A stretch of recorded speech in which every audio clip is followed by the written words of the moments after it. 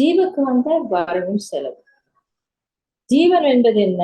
உயிரினங்களை சொல்லுது ஜீவன் என்றால் சொல். காந்தம் என்கிறது நமது உடம்புல உள்ள உயிர் துகள் தன்னைத்தானே சுழற்சி செய்யும் போது அதிலிருந்து அலை வருது. அந்த அலையின் தொகுப்பதான் காந்தம் சொல்றோம். இப்ப ஜீவனோட உடம்புல உள்ள இந்த காந்த சக்தி தான் ஜீவகாந்த சக்தி. இந்த ஜீவகாந்த சக்தி நமக்கு 4 வகையில கிடைக்குது. எப்படி அப்படிங்கிறத பார்க்கலாம். நமக்கு வரக்கூடிய அந்த உயிர் சக்தி தினந்தோறும் செலவாகிக்கொண்டே இருக்குது, வந்து கொண்டே இருக்குது. அது உணவுல இருந்து ஒரு பகுதி, காற்றுல இருந்து ஒரு பகுதி, கோள்கள் இருந்து வரக்கூடிய அலைகளாக சேர்ந்து அவையெல்லாம் துகள்களாகி அது ஒரு பகுதி. பூமியின் நடுமையத்திலிருந்து அணுக்கள் உடைகிற போது அதுல இருந்து தெறிக்கக்கூடிய அந்த துகள்கள் எல்லாமே பூமியோட மேல் பக்கம்தான் வரும். இப்ப அதுல இருந்து ஒரு பகுதி. ஆக 4 வகையில நமக்கு உடம்புல உள்ள செல்கள் மூலமா அவையெல்லாம் நமக்கு ஈர்த்து வைத்துக் கொள்ளுது. அப்ப நமக்கு தேவையான இந்த உயிர் சக்தியை அப்பப்ப தேவையான அளவுக்கு ஏற்றுக்கொள்ளும். இந்த 4ல ஒவ்வொன்றுக்கும் ஒவ்வொரு விதமான அந்த வெலாசிட்டி, அந்த கனம், டென்சிட்டி இருக்கும். அப்போ அறிவுக்கு உடலுக்கு உகந்த விகிதத்துல இவையெல்லாம் ஈர்க்கப்படணும். உணவை மாத்திரம் எப்பவும் நம்ம நிரப்பி வச்சுட்டா மற்ற வகையிலிருந்து வருவதை நம்ம தடுத்து விடுறோம்.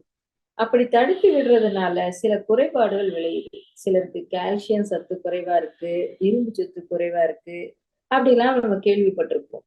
பலவிதமான உலோக சத்துக்கள், ரசாயனங்கள் எல்லாமே உடலுக்கு தேவைதான். அவை குறைஞ்சிடுச்சுன்னா நமக்கு நோய் வந்துடும். அதனால எந்த உணவு சாப்பிட்டாலும் அது சுத்தமானதாக, நல்ல சத்துடையதாக இருக்கணும். போஷாக்கு என்பது உணவோட அளவை பொறுத்தது அன்று. நாம ஏற்கனவே ஜீரணம் செஞ்சு பழகிய உணவாக இருக்கணும். அதே நேரத்துல அடுத்த முறை உணவு எடுக்கும் பொழுது 1 மணி நேரம் முன்னதாகவே பசி இருக்கணுங்க. அதுதான் அளவு முறை. 1 மணி நேரம் தினந்தோறும் 2 வேளையும் பசி இருந்தா அந்த நேரத்துல உணவிலிருந்து ஜீவகாந்த சக்தி எடுக்க முடியவில்லை என்றால் உடல் தானாகவே காற்று இருந்தும் கோள்களின் அலைவீச்சில் இருந்தும் சக்தி எடுத்துக்கொள்ள முடியும். அப்பதான் அறிவுக்கு விருந்தாக, சிந்தனைக்கு ஏற்ற விருந்தாக நல்ல சக்தி நமக்கு கிடைக்கும். வயிறை மட்டும் நாம நிரப்பி கொண்டிருந்தோம்னா உலக விவகாரங்கள்ல உழைக்கிறது என்ற வரைக்கும் தான் வரும். அதற்கு மேல சிந்தனை ஆற்றல் நமக்கு பெறுகிறது சிரமம். சிந்தனை ஆற்றல் தான் மனுஷனோட சிறப்பு. வயிறானது எப்பொழுதும் நிறைந்திருக்க வேண்டும் என்பது தவறான எண்ணம். இந்த பழக்கத்தினால என்ன ஆகும் அப்படின்னா உணவு கொஞ்சம் குறைஞ்சிட்டாலும் ஏதோ இழந்து விட்டது மாதிரி இருக்கும். அந்த உணவை போட்டு நிரப்பி வச்சு விட்டு இருக்கிற வரைக்கும் மனசுக்கு திருப்தி இருக்காது. அதனால பசி எடுத்து 1 மணி நேரம் கழிச்சு நாம சாப்பிடுற பழக்கத்தை வச்சுக்கிட்டோம்னா உடம்புல ஜீவகாந்த சக்தி நல்லபடியாக உற்பத்தி ஆகும். அத்தியாவசிய தேவைக்கேற்ப அளவுக்கு மீறாம தேவைக்கேற்ப மனுஷன் தன்னோட எண்ணம், சொல், செயல், உணவு, உறக்கம், உழைப்பு, பாலுறவு, கற்பனை, ஆசை, இவற்றை தன்முனைப்பு, கடும்பற்று இவைகளெல்லாம் அளவுல கட்டுப்பாட்டுடன் வச்சிருந்த ஜீவகாந்த சக்தி இருப்பு அளவு அதிகரிக்கும், செலவு குறையும். அப்போ அறுவடை சீரமைப்பின் மூலம் பழக்கத்திலிருந்து விடுபட்டு விளக்கத்தின் மூலம் தெளிவான வழியில செயல்பட வேண்டும். தினசரி உடற்பயிற்சி, காய்கல்பு பயிற்சி, தவம், தற்சோதனை பயிற்சிகளை முறையாக செய்வதன் மூலம் உடம்புல ஜீவகாந்த சக்தி அதிகமா உண்டாகும். நல்ல சங்கல்பத்தை மனதுல எண்ணி எண்ணி தவறான வழிகள்ல இருந்து விடுபட்டு நல்ல வழியில செயல்படுறது மூலமும் ஜீவகாந்த சக்தியை நம்ம சேமித்து வைத்துக் கொள்ளலாம். இறைவன் என்றுமே இருப்பு நிலையில பிரம்மமாக இருக்கிறான். செலவை குறைச்சு இருப்பு அதிகமாக்குனா நாம வளம் பெற்றவர்களாக ஆகிவிடுவோம். சும்மா இருப்பதே சுகம் என்ற வகையில புலர் வழி செல்லாம உயிர் மேல மனசை வச்சு அகத்தவம் செய்வதும் காந்த சக்தி பெருக்கும். நல்ல சங்கல்பத்தை துரிய நிலையில இருந்து எண்ணி எண்ணி உணர்வதனால காந்த சக்தி அதிகமாகும். தீய பழக்கங்கள்ல இருந்து விடுபட்டு விளக்கம் மூலம் பெற்ற அந்த தெளிவை கொண்டு செயல்பட்ட காந்த சக்தி கூடும்.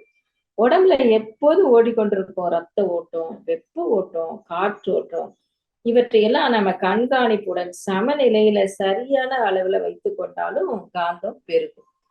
பித்துநாதம் தான் நமக்கு உடம்புல உருவாகக்கூடிய அந்த உணவுல இருந்து 7வது தாது என்று சொல்லக்கூடிய இந்த வித்து சக்தி தான் இந்த ஜீவகாந்த சக்திய உற்பத்தி செய்யுது. வித்துநாதம் தான் உயிர் சக்தியோட இருப்பிடம்.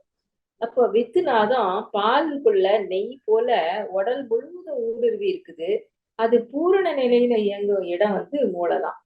அப்ப இத உணரணும். தவத்தினால எண்ணத்தின் அலைகளை குறிப்பிட்ட அளவுக்கு கொண்டு வந்து ஆகினை, துரியம், துரியாதீத தவத்துல மனதை நிறுத்தி நாம தவம் செய்யற போது உயிராற்றல் சேமிக்கப்படுது. வித்து சக்தி தான் மனித காந்த சக்தி என்ற உயிர் சக்தியின் இருப்பிடம். அப்போ சுத்திகரிக்கப்பட்ட அந்த ரத்தம் தான் வித்து. எப்பொழுதும் வித்துவ ஆகர்ஷண சக்தியினால உடம்போட கீழ்ப்பகுதிக்கு விடாம தவத்தினாலும் காயக்கல்ப பயிற்சியினாலும் எண்ண அலைகளை அளவிற்குள் வைத்து உச்சியிலேயே நிறுத்தி இறைநிலையை அடையலாம். உள்ளதை உணர்ந்து நல்லது செஞ்சு அல்லதை விடுவது மூலம் காந்த சக்தி, ஜீவகாந்த சக்தி சேமிக்கப்படுது. அப்ப இந்த ஜீவகாந்த சக்தியை வீணாக்கும் வழிவகைகளை கட்டுப்படுத்தவும் உயிர் சக்தியை அதிகரித்து கொள்ளவும் வித்துவை எப்பொழுதும் உச்சியிலே வைத்துக் கொள்ளவும் காயக்கல்ப பயிற்சியும் மூச்சு பயிற்சியும் உடற்பயிற்சிகள் அனைத்துமே நமக்கு பெரிதும் உதவும், பயனளிக்கும். உயிர் சக்தி செலவாகும் வழிகள் என்னன்னு மேலும் விரிவா பார்க்கலாம்.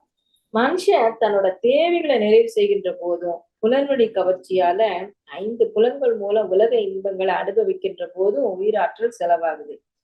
பழக்க வழக்கத்தினால 6 தீய குணங்கள் வயப்பட்டு எண்ணம், சொல், செயலால் செயல்படுவதன் மூலமும் காந்த சக்தியின் செலவு அதிகமாகுது.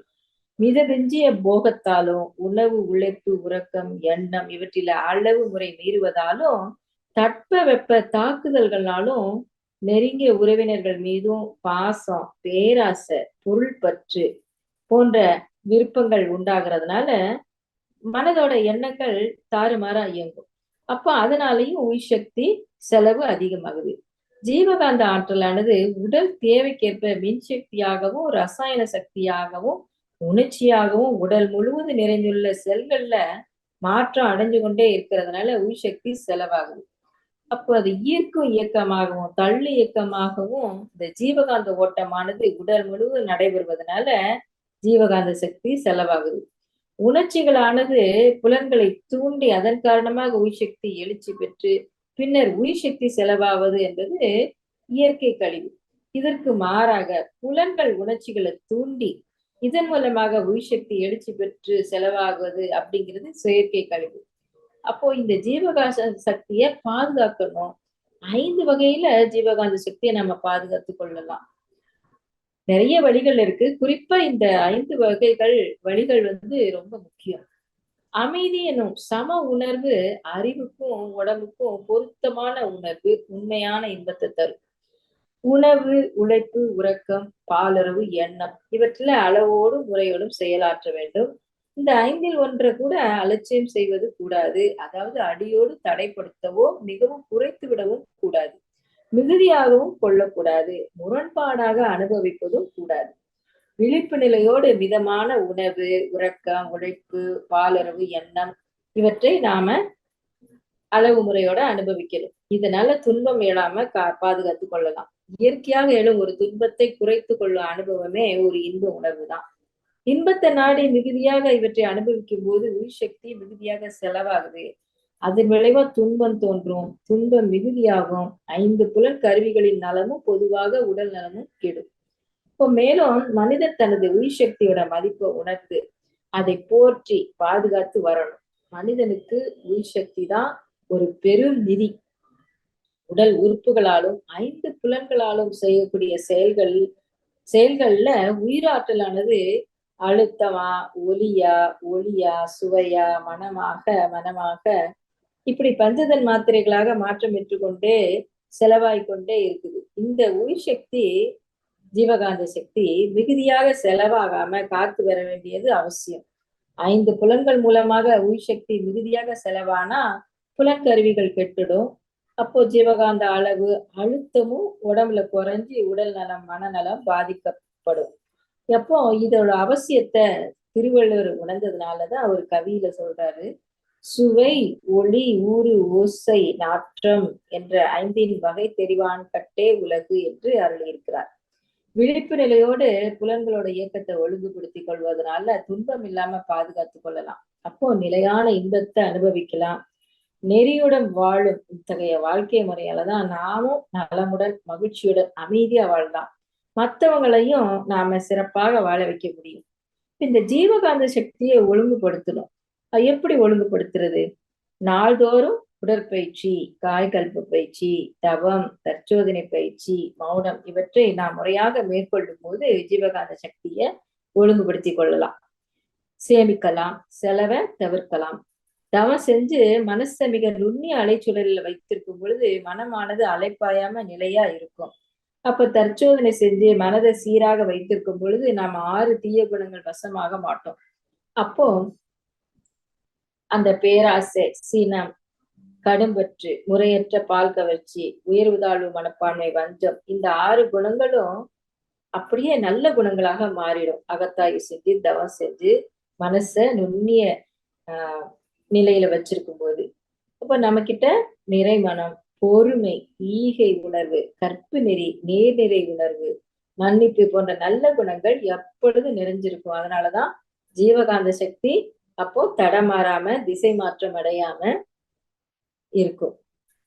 நம்ம சத்சங்கத்துக்கு மன்றத்துக்கு போய் தவம் நடத்தணும், அல்ல தவத்துல கலந்து கொள்றது, அங்க வர்ற அன்பர்களுக்கு பயிற்சிகளை கற்றுக் கொடுப்பது, இப்படி ஒரு அன்பர் ஆன்மீக அர்ப்பணிகளை எப்பொழுதும் தன்னை ஈடுபடுத்தி கொண்ட ஜீவகாந்த சக்திய ஆக்கப்பூர்வமாக பயன்படுத்தி தானும் வாழ்ந்து சமுதாயத்திற்கு ஒரு நல்ல தொண்டு செய்ய முடியும். இப்ப நம்ம ஜீவகாந்த சக்தியை எண்ணம் சொல் செயலால நமக்கும் பிறருக்கும் தற்காலத்துக்கு பிற்காலத்துக்கும் அறிவுக்கும் உடலுக்கும் நன்மையை தர நாட்டமா இருக்கும் பொழுது அந்த புண்ணிய பதிவுகள் மேலோங்கி எப்பொழுதும் ஜீவகாந்த சக்தி நமக்கு பெருகி கொண்டே இருக்கும். இப்போ ஒருத்தர்கிட்ட ஜீவகாந்த சக்தி அதிக அழுத்தத்துடன் தூய்மையாக இருக்குது அப்படின்னா அவங்க ஒரு டெஸ்ட் பண்ணி கூட பார்க்கலாம். இது சுவாமிஜியே ஒரு சொற்பொழிவுல சொல்லும் போது நான் கேட்டேங்க. அவங்க கரைச்சு வைக்கக்கூடிய அந்த இட்லி மாவு கூட 2 நாள் கழிச்சுதான் புளிக்குமா. சாதாரணமா நம்மளுக்கு ஒரு நாள்ல புளிக்கும். ஆனா நல்ல காந்த திரிவு இருக்கிறவங்க இந்த மாதிரி கரைச்சு வைக்கும் போது 2 நாள் ஆகும்னு சொல்லியிருக்காங்க. அப்ப நல்ல ஜீவகாந்த சக்திய திரிவு பெற்றவர்கள் அந்த சமைக்கும் பொழுது கூட அந்த உணவு கோயில் பிரசாதம் போல சுவையா இருக்கும். அந்த உணவை உண்பவர்களுக்கு உடம்பு மனசும் ரொம்ப ஆரோக்கியமா இருக்கும். இப்ப கோயில் பிரசாதம் எல்லாம் நம்மளுக்கு ஏன் ரொம்ப பிடிக்குது அப்படின்னா பக்தி சிரத்தையோடு அங்க சமைக்கப்படுகின்றது. எல்லாவற்றுக்கும் அங்க இருக்கிற அந்த காந்த களம் ஜீவகாந்தம் தூய்மையாக இருக்கிறதுனாலதான். மேலும் மகான்கள் ஜீவ சமாதி அடைந்த திருத்தலங்களுக்கு சென்று நாம தவம் செஞ்சு ஒரு பேரமைதி நிலைக்கு வந்திருக்கிறோம். நம்ம அதை அனுபவ ரீதியா பார்த்திருக்கிறோம். தமிழ்நாட்டுல 18 மகான்கள் ஜீவ சமாதி அடைஞ்சிருக்கிறாங்க. உடல் இயக்கம், மன இயக்கம் இவற்றை நிறுத்திட்டு ஜீவனை உடலுக்குள்ளேயே சூற வச்சு விடுவாங்க. இப்போ எடுத்துக்காட்டா திருப்பதியில கொங்கணர் சித்தர் சமாதியா இருக்கிறார்.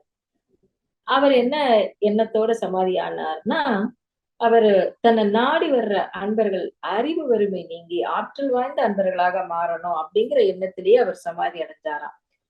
ஆனா இன்னைக்கு அந்த எண்ணம் நிறைய பேருக்கு இல்ல. பெரும்பாலும் மக்கள் திருப்பதிக்கு போறோம் அப்படின்னா நிறைய பணம் சம்பாதிக்கணும் அப்படிங்கிற நோக்கத்துலதான் அங்க போறாங்க. ஆனா நல்ல தவசீலர்கள் அங்க போய் தவம் பண்ணும்போது அபரிமிதமான ஆற்றலை உணர்ந்திருக்காங்க. நம்மளும் அனுபவிச்சிருக்கிறோம். இப்ப சுவாமிஜி அவங்க ஆழியார்ல அறிவுத்திருக்கோயில சமாதி அடைஞ்சிருக்கிறாங்க. நாமெல்லாம் அங்க போய் தவம் செஞ்சு வந்திருக்கிறோம். நமக்குள்ள ஒரு எவ்வளவு ஒரு பேர் அமைதி கிடைக்குது, அறிவு தெளிவு கிடைச்சிருக்கு. ஏனென்றால் சுவாமிஜி அவங்க வான்காந்தம் முழுவதும் நிரம்பி இருக்கிறாங்க. வான்காந்தத்துக்கு எல்லையே இல்லை. நம்ம வீட்டுல இருந்தாலும் சரி, தவமயங்களுக்கு சென்று தவம் இயற்றினாலும் சரி, குருவின் சக்தியை நாம நல்லா உணர முடியும். அத்தகைய சிறப்பு வாய்ந்த ஆற்றல் படைத்தவர் அருள் தந்தை அவங்க. அப்போ இருந்த இடத்திலேயே குருவின் காந்த சக்தியை நாம உணர முடியும். ஏன்னா நாள்தோறும் நாம பயிற்சிகளை செஞ்சு வர்றோம். குருவின் உயிர்கலப்பை பூர்ணமாக பெற்றிருக்கிறோம். அதனால எந்த நிலையிலும் குருவை நினைச்சு அவரோடு கலந்து உயிர்கலப்பு பெற்று அந்த ஜீவகாந்த சக்தியை நல்லா நாம உணர முடியும். அதனால்தான் மகான்களை தரிசிக்கின்ற வழக்கம் ஆதியிலிருந்து இன்னைக்கு வரை இருக்குது. நல்லோரை காண்பதும் நன்றே, நல்லோர் சொல் கேட்பதும் நன்றே, நல்லோர் குணங்கள் உரைப்பதும் நன்றே, அவரோடு இணங்கி இருப்பதும் நன்றே என்று ஔவையார் அதனாலதான் சொல்லியிருக்காங்க. எங்கெல்லாம் நன்மையை நாடி நாம செல்றோமோ அங்கெல்லாம் நமக்கு அளப்பரிய அந்த காந்தத்தை உணர முடியும். உனக்கும் நல்லதாய் ஊருக்கும் நல்லதாய் நினைப்பதும் செய்வதும் நித்திய கடன் என்பார் சுவாமிஜி. அப்போ நன்மையே விளைவிக்க நாட்டமா இருக்கிற போது அபரிமிதமாக ஜீவகாந்த சக்தி நம்முள் நிறைஞ்சிருக்கும். அப்படிப்பட்ட அந்த ஜீவகாந்த சக்தியை எப்பொழுதும் ஆக்கத்துறைகளை பயன்படுத்தி நாம் வாழணும். யாரையும் அடக்கி ஆள்வதோ, தன்முனைப்பு கொண்டு அடக்கி ஆள்வதோ, அதிகாரம் செய்வதோ கூடாது. அப்படி செஞ்சா அவருக்கும் நமக்கும் ஒரு பொருந்தாத அலை உண்டாகும். விளைவு துன்பமா மாறிடும். அதனால எந்த துன்பம் வந்தாலும் அங்க இறைநிலையோடு இணைஞ்சு அமைதி காத்தால் தானாகவே அந்த துன்பம் விலகிடும். அதனாலதான் டோன்ட் கமாண்ட்ன்னு சொல்லுவாங்க. யாரையும் அதிகாரம் செய்யாதீங்க. அப்புறம் டோன்ட் கமெண்ட்ன்னு சொல்லுவாங்க சுவாமிஜி. அப்ப மத்தவங்களை பத்தி அவதூறாக ஒருத்தரை பத்தி 3வது நபர் கிட்ட பேசுறதா அவங்க இப்படி அவங்க எப்படி அப்படின்லாம் பேசுறது, இந்த புரணி பேசுறது, இந்த மாதிரி கமெண்ட்ஸ் கொடுக்கறது, தேவையற்ற கமெண்ட்ஸ், இதெல்லாம் செய்யும் பொழுது ஜீவகாந்தம் இருப்புல குறைஞ்சிடும், செலவு அதிகமாகும். அப்புறம் டோன்ட் டிமாண்ட் அப்படிம்பாங்க சுவாமிஜி. அப்போ நம்ம யாரையும் எதிர்பார்க்காம நம்ம கடமையை மட்டும் செஞ்சு கொண்டே இருக்கணும். செயல் விளைவு தத்துவத்தின்படி நாம என்ன செயல் செய்யறோமோ அதற்கு ஏற்ற விளைவு நிச்சயம் வரும். அதனால பிறரை எதிர்பார்த்து எதிர்பார்த்து ஏமாற்றம் அடைஞ்சு மன அமைதியிலிருந்து வருந்தக்கூடாது. நம்ம கிட்ட இருக்கக்கூடிய அந்த பேராற்றலை உணர்ந்து நமக்கும் மற்றவங்களுக்கும் எப்பொழுதும் நன்மை செய்யணும். அப்போ பிறரை வாழ்த்துவதன் மூலமும் இந்த ஜீவகாந்த சக்தி அதிகமாகும். நாம எப்பொழுதும் பிறரை வாழ்த்தி கொண்டே இருக்கணும். பிறர் செய்த நன்மைகளை நாம மறக்காம நினைச்சு பார்க்கணும். அப்ப அந்த நன்மைகளை நாம நினைத்து பார்த்து நாம அவங்களுக்கு பதில் உபகாரமாக நாமளும் ஏதாவது செய்யணும். யாருக்கும் எந்த துன்பமும் கொடுக்க கூடாது. நம்ம எதிரிகளை வாழ்த்தும் போதும் நமக்கு ரெட்டிப்பு மடங்கு அந்த காந்தம் பெருகும். எந்த வெறுப்புணர்ச்சி இல்லாம மனதை நுண்ணி அலைச்சல வைத்துக் கொண்டு எதிரிகளை வாழ்த்தும் போது அவங்களுக்கும் நமக்கும் அந்த பரஸ்பர காந்த ஓட்டம் இணக்கமாக இருக்கும். சுவாமிஜி சொல்றாங்க, உங்களுக்கு தவத்திலேயோ வேற எதுலயும் உங்களுக்கு எந்த இடர்பாடு ஏற்பட்டாலும் என்ன நினைச்சுக்கோங்க, என் கைகளை பிடித்து கொண்டே வாருங்க, உங்களை நான் உயர்த்தி விடுகிறேன் அப்படின்னு சொல்லியிருக்காங்க. அப்போ குருவோட உயிர்கலப்பை நினைச்சு நாம குருவோட ஒன்றி அறிவை வைத்திருக்கும் போது இயல்புக்கு நீதிப்படி அந்த குருவோட காந்த சக்தி நமக்கும் பாய்ந்து நம்மையும் நம்மை சேர்ந்தவர்களையும் ஊக்குவிக்கும் என்று கூறி வாய்ப்பளித்த அன்பு உள்ளங்கள் அனைவரையும் வாழ்க வளமுடன் என்று வாழ்த்தி நிறைவு செய்கின்றேன். நன்றி. வாழ்க வளம்.